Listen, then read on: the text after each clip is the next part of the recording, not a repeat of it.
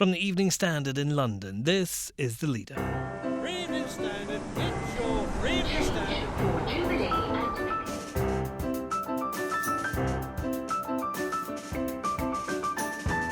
Hi, I'm David Marsland. Sadiq Khan's ready for an evidence-based conversation on legalising cannabis, and we're happy to have it. His call echoes exactly what we called for in July when I set about visiting parts of the world that have now legalised cannabis. Our investigations editor David Cohen speaks to The Leader about his own international reporting that's convinced London's mayor there's an argument to be heard. Also, they could consider scaling back the investigation so that suspected terrorists and people of interest are still kept under some form of investigation. Court correspondent Tristan Kirk on the lessons the coroner says should be learned from the London Bridge terror attack. And South Africa are a good side. They're quite functional, they're heavy, they're big, and they're bruising, but they beat Wales in the semi-final without showing any of the sort of form that England did. We're in Japan with our correspondent Will McPhearson for England v South Africa in the Rugby World Cup final.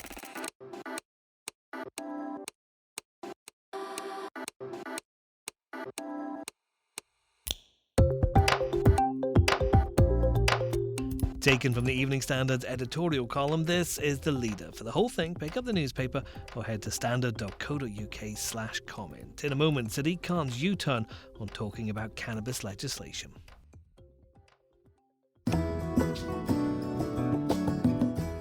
Last summer, the Evening Standard sent investigations editor David Cohen to countries where cannabis has been legalised. At the time, Sadiq Khan said he wasn't persuaded by calls for liberalisation of the law. He's changed his mind, and our editorial column is ready to talk. Sadiq Khan's call for an evidence-based conversation about whether cannabis use should become lawful adds weight to the argument that it is time for, at the very least, a public debate. The mayor's stance now mirrors that of this paper. The arguments in favour of legalising the provision of cannabis via licensed outlets and decriminalising its consumption include the ability to control the strength of the cannabis and the prospect of generating significant tax revenues. But the reason further detailed consideration is needed is that the evidence remains mixed from places overseas, such as Canada. About half of cannabis consumed there is still bought via the black market, as users seek cheaper, stronger or more conveniently available supplies. Well, David Cohen's out of the newsroom working on his next story, but he joins me now. And David, the Mayor of London seems to have changed his mind on cannabis after your reporting. Yes, very much welcome Sadiq's U-turn on this and his rethink on cannabis. I think it's quite brave for politicians these days because they do risk being criticised in some elements of the press, but his call for an evidence-based conversation echoes exactly what we called for in July when I set about visiting parts of the world that have now legalised cannabis for adult recreational use and to look at what the impact of that had been. When you went overseas, David, where did you go and what kind of things did you find?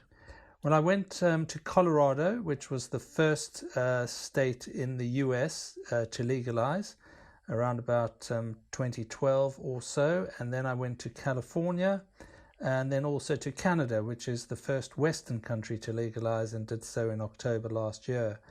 And when you go to places like Colorado, you see the economic boom of this firsthand. So Colorado, Denver is particularly booming now because of the cannabis economy. When you say booming there, David, what kind of difference is that? Is that sort of cannabis cafes? Is it that kind of thing? Yeah, so you've got it's strictly regulated. I mean, you cannot just walk into shops. You have to show ID, and these cannabis retailers with bud tenders instead of bartenders. Many of them are like Apple stores for cannabis. They're beautifully laid out, and there's no consumption on site in Colorado. That's not allowed, although it is allowed in some other states, in parts of California. So the economic impact is felt in the fact that house prices have gone up, employment has gone up. There is a whole economy around cannabis. So there's the retailers, but I also went to various grow facilities. And then there is all the paraphernalia around vaping cannabis, which is a whole other argument, in fact, that it's safer to do it that way because you're not then dealing with the impact of smoking, effectively tobacco, and the impact that has on lungs. So I think one thing people are quite concerned about is the kind of the seedy side of cannabis, but that's not what you've seen in those areas where you've been to. It's kind of cleaned up its act, I suppose. I guess it has to in order to operate as a business. Well, this is very interesting. So this brings us on to the criminal justice side. We stop criminalizing youths for selling or possessing cannabis, which quite often introduces them very young into the criminal justice system. And also, this is a point picked up by Sadiq Khan, the link between dealing drugs and violent crime. So if we take that away from drug gangs, if we make it legal, then we break that link, and that's another positive. Interestingly, in some parts of America, in Oakland, California, they're trying to help former drug dealers enter the trade. And this is more difficult than it seems, but is really worthwhile because these are people who, in many cases, have had civil rights trampled upon, and these are whole communities that have been negatively affected by cannabis laws. But in many cases, they are very knowledgeable about how to grow cannabis. So when I went to a grow facility in Toronto, for example, I met the chief grower, had been somebody who had formerly grown cannabis in his bedroom and knew a lot about it. So there were some very interesting spin-offs there. There has already been some changes to allow people to use medicinal cannabis. Is there a case for making things go further than that? So the health argument is the one that is the most nuanced. On the positive side, the positive for legalizing is that you can regulate the strength. Even drug dealers who I spoke to in London said if you legalize, you should not legalize what they call skunk. Skunk is the cannabis with very high THC content, and THC is, of course, the intoxicating ingredient that makes you high. Now, in some countries like Uruguay, they have limited THC to 9%. In Canada, they haven't limited THC, and nor in America. And in fact, legalization has led to them producing higher and higher THC content cannabis. Now, that is worrying. But on the other side, and this is the key factor, looking at what has happened to underage use. And the evidence so far is that underage use has not increased in America or in Canada, and it has gone down slightly. Some people would say that it is too early to tell and that we need to wait a little bit longer. And this is where the call for an evidence-based conversation is very apt. Next. All of you, turn back! Go back! This is a secure area! 8 people were killed and 48 wounded in the London Bridge terror attack of 2017. Now a coroner's report is making recommendations on how to stop it happening again. Before the London Bridge attack, in which 8 people died, the ringleader Cohen had accessed a vast amount of extremist material. Security services knew about it, but Butt didn't face prosecution. In his report into the 2017 atrocity, the coroner Mark Lucraft QC refuses to criticise the investigation, but he wants the Home Secretary to consider a new law banning terrorist propaganda. Here's what the Standard thinks. Today's report by the coroner makes a number of recommendations. They include a call for legislation to outlaw the possession of the most serious material glorifying or encouraging terrorism, a move the coroner believes would help disrupt future plotters, as well as practical measures such as the provision of battlefield medical training for police and more robust ways for the security agencies to review the threat posed by terror suspects. Police and MI5 generally do a fine job in keeping us safe, but lessons can always be learned, and the coroner's ideas should be studied closely. Our courts correspondent Tristan Kirk's been looking at the coroner's report. Tristan, one of the things that stood out for me was this issue about terrorist propaganda and his recommendation that it should be banned. I was quite surprised that it's available anyway. Yes, the coroner identified something of a loophole in the legislation at the moment where certain materials that terrorists or suspected terrorists might be caught with are obviously banned, those that are used in the preparation of terrorist acts. But what's actually not prohibited under the legislation at the moment is material that glorifies or promotes terrorist behaviour or martyrdom, and that's something that he identified in the inquest into the London Bridge attacks, and made a recommendation that perhaps the Home Secretary should consider legislation to outlaw it. There were some suggestions for MI5 also in terms of monitoring and looking out for people who might be considering terrorist acts. Yes, absolutely. It's important to say at the outset that the coroner found that MI5 and the security services had done a thorough and rigorous investigation into the ringleader of the plot, Cohen, but in the lead up to the attack. But he did identify some areas of their practice that they could perhaps work on.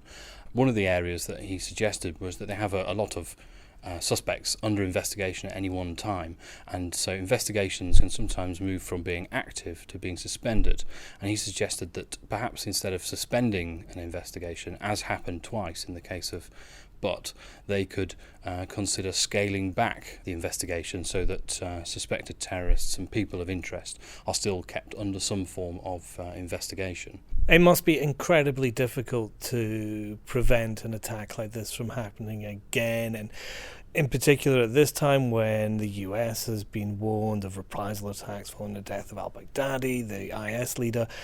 An incredibly hard job that the Secret Service and the police have to do here in London and across the UK.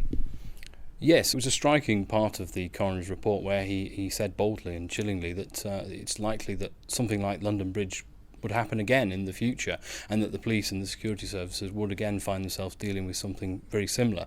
It is an incredibly difficult job to be able to prevent these attacks, and the security services and the counter-terrorism police have lots of active investigations and do bring plots to an end before they get to fruition. But the coroner in this report made some suggestions at how they could perhaps work better together, better cooperation and communication to try and ensure that something like this doesn't happen again.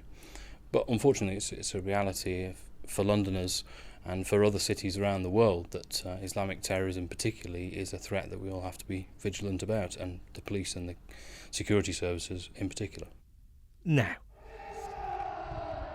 England go for glory in the Rugby World Cup against South Africa in Japan. It's been an incredible tournament for the team, which has battled the mighty All Blacks and even the threat of a typhoon to make the final. And the standard's been there for every day of it. From our audio news team, Ross Powell takes a look back at England's journey. Swing low, sweet chariot. After months of build-up and years of preparation, England have reached the 2019 Rugby World Cup final. They'll face South Africa in Yokohama. Thousands of England fans have travelled and millions more will be watching at home. Head coach Eddie Jones is quietly confident. We've had 4 years to prepare for this game. We've got good tactical clarity about how we want to play. We're fit.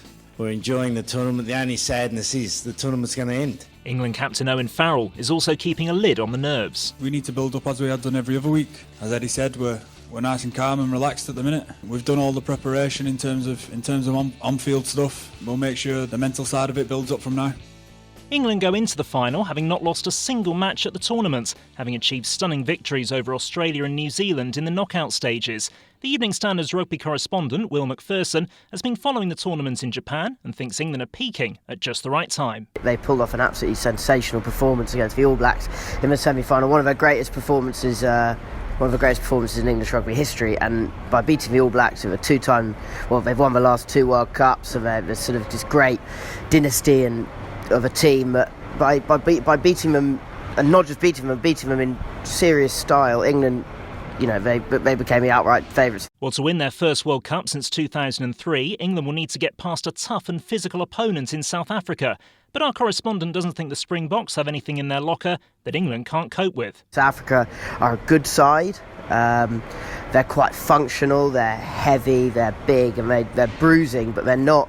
They beat Wales in the semi-final without showing any of the sort of form that England did. There's a lot of expectation, but definitely that win over the All Blacks shifted things from hope to expectation among England fans, and there's many reasons for optimism. Well, England's 2019 campaign is a far cry from the disaster of the 2015 World Cup, where England crashed out in the group stage. Our reporter thinks the appointment of Eddie Jones as head coach after that tournament marked a turning point for English rugby. He'd just done an absolutely superb job as coach of Japan. And with the knowledge that Japan was hosting the next World Cup, this one, that was a smart appointment. He's certainly ruffled a few feathers. He can be an awkward man to deal with for some people. He's very straight talking, but he's been around the block, and he's done. He's achieved everything in the game. He was the Australia coach in 2003 when England beat them in the final.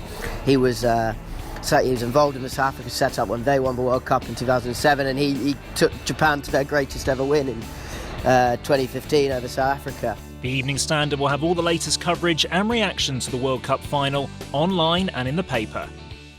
You can get more from our audio news team with our daily bulletin sent to smart speakers at 7 a.m. Just ask for the news from the Evening Standard. And that's the leader. We're back at 4 on Monday.